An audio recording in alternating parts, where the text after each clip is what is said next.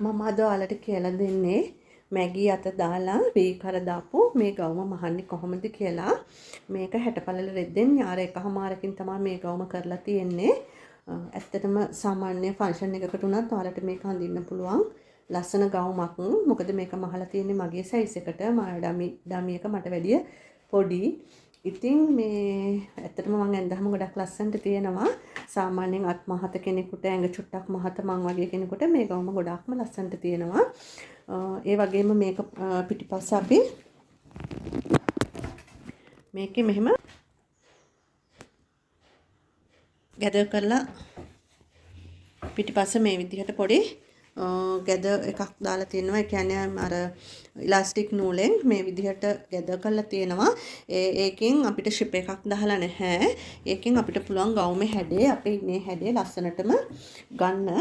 ඒ වගේම මේ ගවුම මේ දෙපැත්තෙන් දන හිස ළඟ ඉඳලා වගේ පළලා තියෙනවා. මේක ඔයාලට මීට වැඩිය දිගට මහන්නත් පුළුවන්. මේ විදිහට 3/4 සයිස් එකට මේ වගේ මහන්නත් පුළුවන්. ඇත්තටම ගොඩක් ලස්සන ගවුමක්. එහෙනම් එන්න යමු මගෙත් එක්ක කොහොමද මේ ගවුම කපලා මහන්නේ කියලා බලන්න. හරි අපි බලමු කොහොමද මේ ගවුම කපන්නේ කියලා. ඇත්තටම මේ ඒ රෙද්දේ පැහැදිලි මදි අඳිනකොට ටෙලර් චෝක් එකෙන් ඔයාලට පේන්නේ නැති හින්දා මම මේ කොලේ ගත්තා ඔයාලට නිවැරදිව කොහොමද ඒක බ්ලොක් එක අඳින්නේ කියලා දෙන්න. මේක බ්ලොක් එකක් අඳින්න අවශ්‍ය නැහැ. ඔයාලට මම මේ කියන විදිහට. එතකොට මේ මම මේක සෙන්ටිමීටර්ස් වලින් තමයි ලකුණු කරන්නේ. නමුත් ඔයාලා කියන ක්‍රමයටම අඟල් වලින් මේ මම කියන විදිහට බෙදලා ලකුණු කරන්න ගවුම ඇත්තටම ඔයාලට ලස්සන ගවුමක් මහ ගන්න පුළුවන් වෙනවා. ඒකින්ද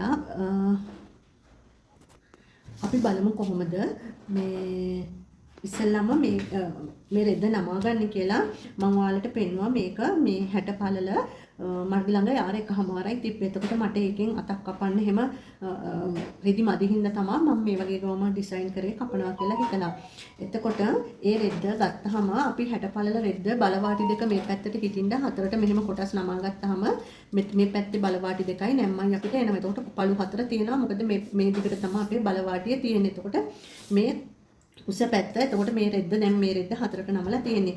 මේක 60 පළල කිව්වට මේක ඇත්තටම 56 පළල. ඒ කියන්නේ 60ක් නැහැ. අඟල් 56යි තියෙන්නේ. එතකොට ඒක හතරට නමපුවාම එක පැත්තකට මගේ අඟල් 14ක් එනවා.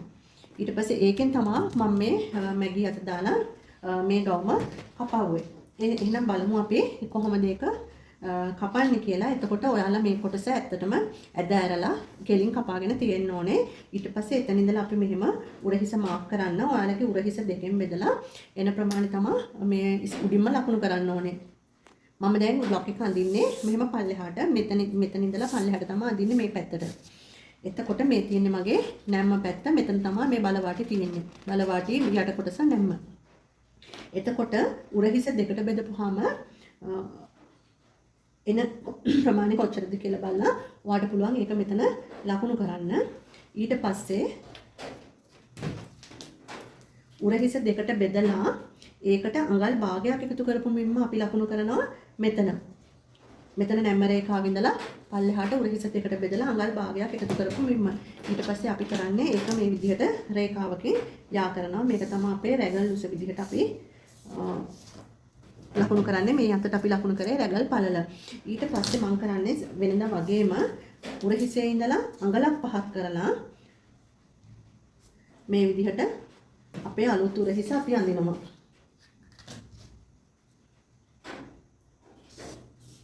ඊට පස්සේ ඒකෙත් අපි බලන්න ඔයාලා උරහිස දෙකට බෙදලා එන මින්මම ඔයාලට ලකුණු වුණාද කියලා. ඔයාලා හරියට එතන ලකුණු කරලා මාක් එකක් දාගන්න. ඊළඟට අපි සාමාන්‍ය විදිහට අත්කට වෙන ඇඳුමක් අඳිනවා නම් මේ උරහිස ඇඳ කෙරවලේ ඉඳලා රැගල් රේඛාවට උස බලලා එතන හරි මැද හොයලා ලකුණු කරනවා. ඊට පස්සේ එතනින් අඟල් භාගයක් ඇතුළට ලකුණු කරලා අපි මේ මුදුනේ ඉඳලා ඒ අඟල් භාගය ලකුණු කරපු තැන හරහා මේ විදිහට රේඛාවක් අඳිනවා. එතකොට සාමාන්‍ය අත්කටක් අඳින්න මෙතන මුල්ලේ අංශයේ ඉඳලා අඟලක් පමණ ලකුණු කරලා අපිට පුළුවන් මෙහෙම එහෙම මට්ටමට හරි ඔයගේ කර්ව් රූල් එක හරි තියලා මේ වගේ සාමාන්‍ය අත්කටක් ඇඳ ගන්න. ඒ කියන්නේ මේ සාමාන්‍ය ගවුමක. ඊට පස්සේ දැන් අපි මෙතන කරන්නේ උරහිස කෙලව මේ මෙතන නැම්ම ළඟ ඉඳලා අඟල් 3ක් ලකුණු කරලා එතන ඉඳලා පල්ලෙහාට අපේ කඳේ උස හොයා ගන්නවා.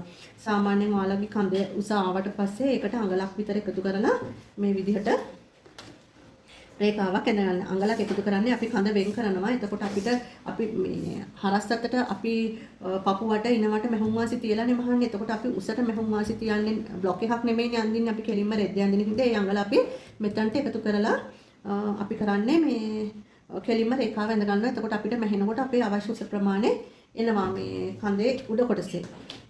දැන් ඊට පස්සේ කරන්නේ අපි පපුවට හතරට බෙදලා ඒකට අපි අඟලක් එකතු කරනවා. පපුවට හතරට බෙදලා අඟලක් එකතු කරනවා. එකතු කරලා ඒක අපි මේ රැගල් මේ අත්කට ඇඳ රේඛාවේ අපි ලකුණු කරනවා අඟලක් එකතු කරලා. ඒ වගේම අපි ඉනවට හතරට බෙදලා ඒකත් මේ විදිහට අඟලක් එකතු කරලා ලකුණු කරනවා මෙතනින්. අපි අඟලක් එකතු කරන්නේ මෙහුම් වාසි වලට අඟල් භාගයයි බුරුලට අඟල් භාගයක්. මම මේකේ පිටිපස පළුව පොඩ්ඩක් ගැදව කරලා තිබ්බා ඔයාලා දැක්කා.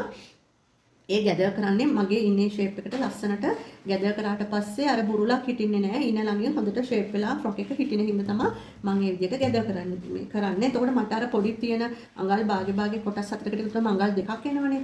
බුරුලට අපි අඟල් භාගයක් තිබ්බහම ඒක ඒ ප්‍රමාණය ඇති. මට එතකොට ගවුම ෂේප් එක නැතුව ගවුම අඳින්නත් පුළුවන්. අපේ ඉනටත් ලස්සනට ගවුම හිටිනවා. ඊට පස්සේ මම කරන්නේ මේ පපුවට මෙම ලකුණු කරපු තැනයි ඉනමට මෙම ලකුණු කරපු තැනයි මේ වගේ අංශය ක්‍රියා කරලා අඳිනවා. ඊට පස්සේ දැන් මට අවශ්‍යයි මැගී අතක්. එතකොට මගේ අත ටිකක් මහත අතක් මට තියෙන්නේ. ඒකෙන් හින්දා මම මෙතන ඉඳලා පපුව රේඛාවේ ඉඳලා පල්ලෙහාට මම අඟල් දෙකක් පල්ලෙහාට ලකුණු කරනවා.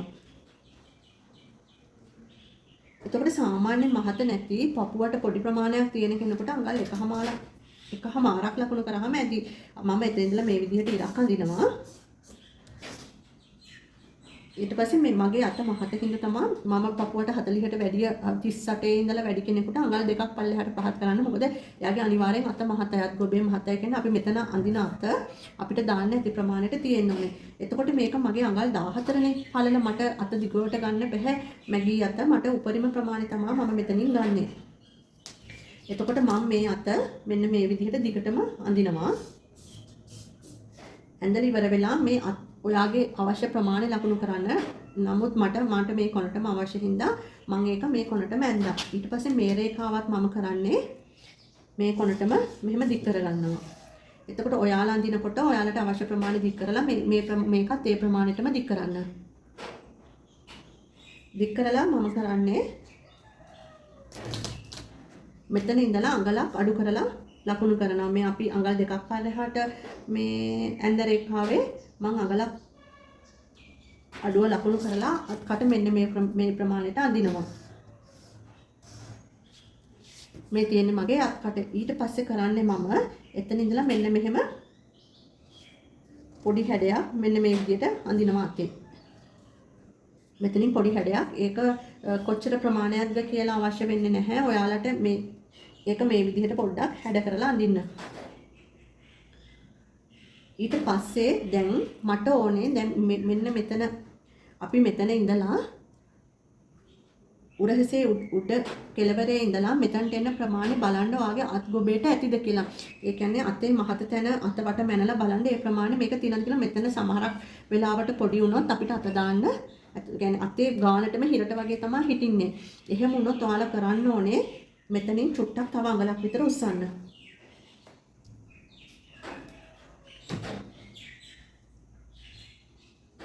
මෙතනින් තව අඟලක් විතර උස්සලා එහෙම එතන මාක් කරලා තියන්න.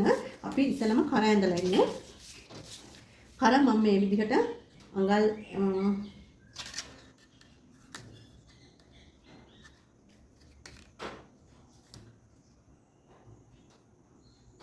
6ක් විතර ලකුණු කරලා මේ වගේ වී කරා මේ විදිහට අඳින ඔයාලට අඟල් 6ක් 7ක් කැමති ප්‍රමාණයක් ලකුණු කරන්න පුළුවන්. පිටිපස්ස කර මේ විදිහට අඟල් 1.5ක් 2ක් පහත් කරලා මේ විදිහට පිටිපස්ස කර අඳිනවා. ඊට පස්සේ මම ඔයාලට කිව්වා මෙතනින් අඟලක් උස්සන්න කියලා. ඔයාලට අත් ගොබේ මදි නම් හරි අත ටිකක් බුරුලට ඕනේ නම් හරි ඔයාලා කරන්නේ මේ කර ඉවර වෙච්ච තැන ඉඳලා කර කොනේ ඉඳලා අතන අඟල උස්සපු තැනට මෙන්න මේ විදිහට ඉරක් ගන්න. එතකොට මේක තමයි ඔයාගේ අලුතින් හදපු අපි අත ලොකු කරලා හදපු එක. මෙතන කර කෙළවරේ ඉඳලා මේ විදිහට ඉරක් ගහලා ලොකු කරන්න. මේක තමයි අපේ බ්ලොක් එක. ඊට පස්සේ ඔයාලා රෙද්ද කපනකොට මේ විදිහටම මේක කපන්න මෙහුම් වාසි තියන්න අවශ්‍ය නැහැ. මොකද අපි මේවට මෙහුම් වාසි ඇඩ් කරලා ඇඳලා තියෙන රෙද්දෙම. ඊට පස්සේ කර කපනකොට ඉස්සෙල්ලාම පිටිපස්ස පළුව කපන්න. ඊට පස්සේ පිටිපස්ස පළුව අයින් කරලා ඉදිරිපස්ස පළුවේ ඇඳ එක තියෙනවනේ ඒ කුඩියෙන් ඉදිරිපස්ස කර මේ විදිහට කපන්න. ඊට පස්සේ අපේ උසේ ඉතිරි කොටසට අපි කරන්නේ ඔයාලට අවශ්‍ය ප්‍රමාණය ඔයාලට ෆ්ලෙයාර්ඩ් එකක් ඕන නම් මේකට ෆ්ලෙයාර්ඩ් එකක් අපලා අල්ලන්න පුළුවන්. ටයිට් ගවුමක් ඕන නම් ටයිට් ගවුමක් අල්ලන්න පුළුවන්. ඊට පස්සේ මට අවශ්‍ය වෙනවා සාමාන්‍යයෙන් A line හැඩයක් එන පොඩි ගවුමක් මම ඒක දෙපැත්තෙන් පළලා තියෙනවා මෙහෙම මේ කොන් දෙකේ. ඊට පස්සේ මම කරන්නේ මෙතන ඉඳලා අඟල් 5ක් පහලට ලකුණු කරනවා.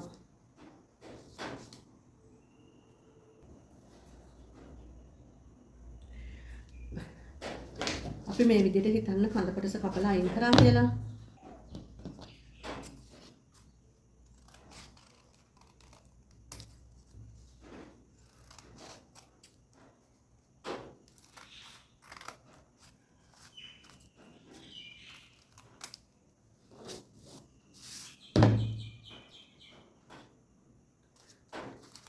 මේ තියෙන එතකොට මගේ පිටිපස්ස පළුව මම ඒක රෙද්ද කපන කොටත් ඔයාලා මේ ක්‍රමයටම කපන්නේ. ඒක එහෙම අයින් කරන්න. ඒකටලා ඉදිරිපස්ස පළුවේ අපි ඇන් දෙක තියෙනවා කර. එතන කපලා මේ විදිහට ඉදිරිපස්ස පළුව අපේ තියෙනවා. දැන් බලමු අපි කොහොමද මේ ගවුමේ සාය කොටස කපන්නේ කියලා. ඊට පස්සේ අපේ කඳ එන්නේ මෙතනට. උඩ කොටසේ එන්නේ මෙතනට. ඒක අපි මාක් කරගන්න රෙද්ද මේ විදිහටම මාක් කරගෙන ඊට පස්සේ අඟල් 5ක් හෝ 6ක් සාමාන්‍ය 5ක් වගේ ඇති මාක් කරලා අපේ උකුල පළල ලකුණු කරන්න. උකුල පළල ලකුණු කරලා අපි කරන්නේ ඉනේ ඉඳලා මෙන්න මේ විදිහට මෙන්න මෙහෙම කෙලි පොඩි වක්‍රයක් එන විදිහට මෙන්න මෙහෙම ඇඳ ගන්න. මෙහෙම ලොකු වක්‍ර අඳින්න යන්න එපා. හරියටම ඔයාලගේ උකුල බලලා ඒ ප්‍රමාණය ගන්න. නැත්නම් මෙතන මේ ලොකු හැඩයක් ආවොත් ඒක අපිට මහනකොට මේ කැටයි අපි ඊට පස්සේ මහල අඳිනකොට ඒකින්ද මෙන්න මේ හැඩයට එන්න සාය ලකුණු කරලා අපි ඒ සාය කොනේ දනිස්ස හරියට වෙන්න දෙපැත්තෙන් පළලා තියෙනවා. ඒ වගේම මම හිතන ඔයගොල්ලෝ කරපේසි මෙහෙම මගේ ගොඩක් ගවුම් වල කියලා තියෙනවා කොහොමද කරවල අල්ලගන්නේ කියලා. එහෙනම් එන්න අපි මේක මහන හැටි බලමු. මෙන්න ඊට පස්සේ තව පොඩ්ඩක් තියෙනවා. මෙතනින් අපි අඟලක් විතර මෙන්න මෙහෙම කොනෙන් මෙන්න මෙහෙම උස්සන්න ඕනේ. අඟලක් විතර කොනෙන් මේ විදිහට කපලා අයින් කරනවා. මෙතන කර්ව් ෂේප් එකක් එන්න ඕනේ. මොකද නැත්තම් මේ ගවුම යටින් ඒ පැත්තෙන් අපිට එල්ලෙන්න බලනවා. මේ තියෙන්නේ මෙන්න මෙහෙම තමයි එන්නේ ඉදිරිපස පළුව මෙන්න මේ හැඩයට. එතකොට පිටිපස පළුව මේ පිටිපස පළුවේ අපේ මෙතන අඟල් 4ක් විතර වෙන්න අපි මෙහෙම ගැදර් කරනවා. මේ ටික පොඩ්ඩක් මම ගැදර් කරනවා. එතකොට ඒක මේ ඇඟේ ෆිට වෙලා ලස්සනට ගවම හිටිනවා.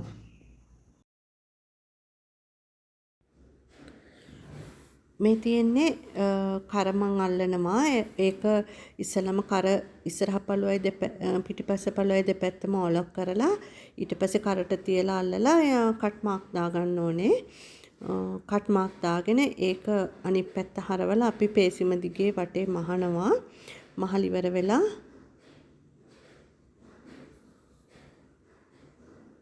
ඊට පස්සේ පේසිම කන පිට පැත්තට හරවලා කර දෙපැත්තට කොටස මේ අපි ඇටච් කරගන්න. ඒ කියන්නේ අපි මහනවා ඉස්සරහ පළුවේ ඉස්සෙල්ලාම කර දෙපැත්ත මේ ඒ විදිහට තියලා මහනවා.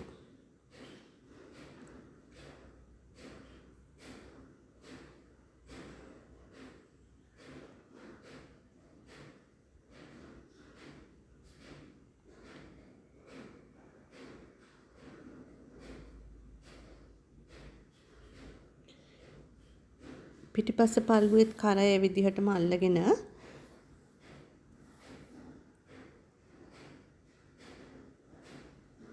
ඒකෙත් අපිට කට් මාක් දාලා පුළුවන් මේ පේසිම අනිත් පැත්ත හරවලා අර අපි මහපු මෙහුම දිගේ පේසිම පැත්තෙන් මහගෙන යන්න වටටම. ඊට පස්සේ අපි කරන්නේ ඉදිරිපස පළුව අරගෙන පේසිම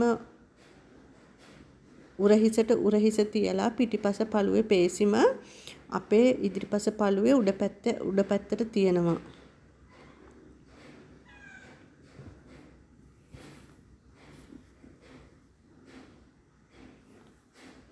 ඉදිරිපස පළුවේ උඩ පැත්තට මේ විදිහට තියලා අපි මහනවා. එතකොට මේ එක මහන විදිහ මම ඔයාලට වීඩියෝ එකේ පෙන්නනවා බලා ගන්න පැහැදිලිව. එතකොට අපිට ලස්සනට උරහිස මේ මූට්ටු වෙලා තියෙනවා, ඇටච් වෙලා තියෙනවා. ඒක හරවපුවාම ගොඩක් ලස්සනට උරහිස අපිට පේන්න තියෙනවා.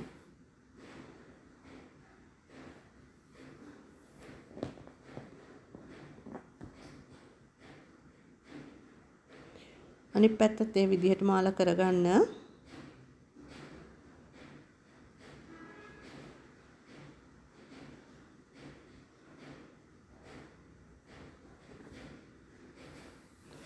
ඊට පස්සේ මම කරන්නේ අත් දෙකේ වාටිය ඕලොක් කරලා ඒක මේ විදිහට පොඩි සෙන්ටිමීටරයක් වගේ තියෙන නමලා අත් දෙක මහනවා. දෙපැත්තම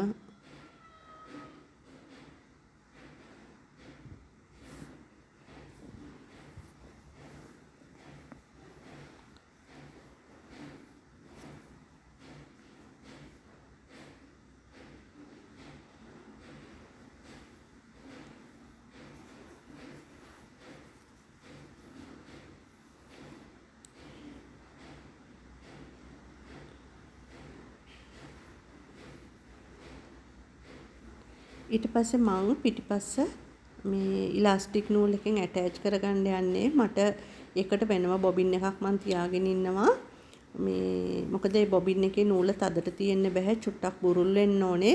අනික ඉලාස්ටික් නූල් ඔතා ගන්නකොටත් ඇදලා නෙමෙයි සාමාන්‍ය විදිහට තමයි අපි අතින් ඔතා ගන්න ඕනේ. මොකද ඉලාස්ටික් නූල ඇදලා එතුවොත් අපිට හරි ලස්සනට ඒක මහන්න බැරි වෙනවා. හොඳටම මතක තියාගන්න ඕනේ තේ සාමාන්‍ය විදිහට අපි නූල හිමීට මේ ඔතන්න ඕනේ. ඔතලා දැන් මම ඉලාස්ටික් නූල අල්ලගෙන යනවා. මම නම් උඩපළුවේ ඔයාලට කෙලින් මහන්න අමාරු නම් ඉරි ඇඳ ගන්න. මට මේ කියන්නේ මට එහෙම අවශ්‍ය නැති හින්දා මම ඉලාස්ටික් නූල් ඒ විදිහට පොටවල් 5ක් වගේ අඟල් 3මාරක් 4ක් වෙන්න ඉලාස්ටික් නූල ගැද කරගෙන තියෙනවා.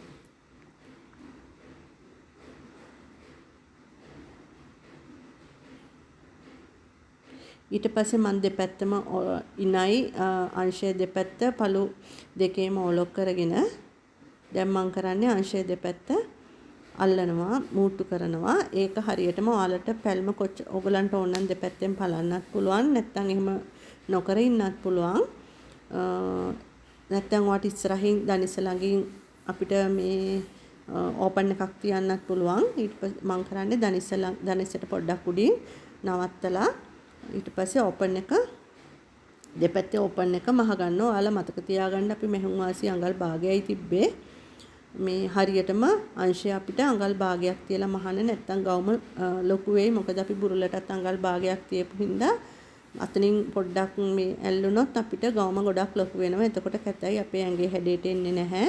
අපි මෙහුම් වාසි තිබ්බ ගාන මතක තියාගෙන ඒ ප්‍රමාණයම අල්ලන්න මතක තියාගෙන ඉන්න ඕනේ.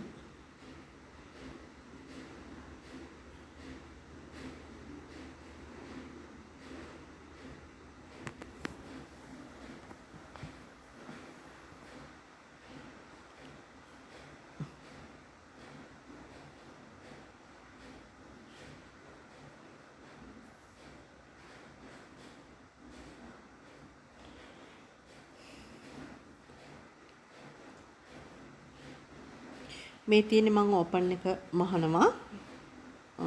ඕපන් එකේ පළු දෙකේම දෙපැත්ත හරියට මංගල් භාගයක් වෙන්න නමලා මහලා උඩ අර මූට්ටුව ඉවර වෙන තැන අපි අංශය මහල ඉවර වෙන තැන ටිකක් හොඳට මහන්න. මොකද නැත්තම් සමහරක් වෙලාවට ගැලවිලා එතනින් යනවා. ඒක හරස් අතටත් මහලා තමයි ආයේ පල්ලෙහාට මහගෙන යන්න ඕනේ.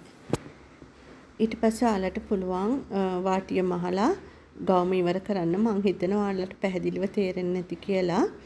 එහෙනම් ආයෙත් අලුත් ලස්සන වීඩියෝ එකකින් අපේ ආයෙ හමුවෙමු. මං සර්ණමාලි.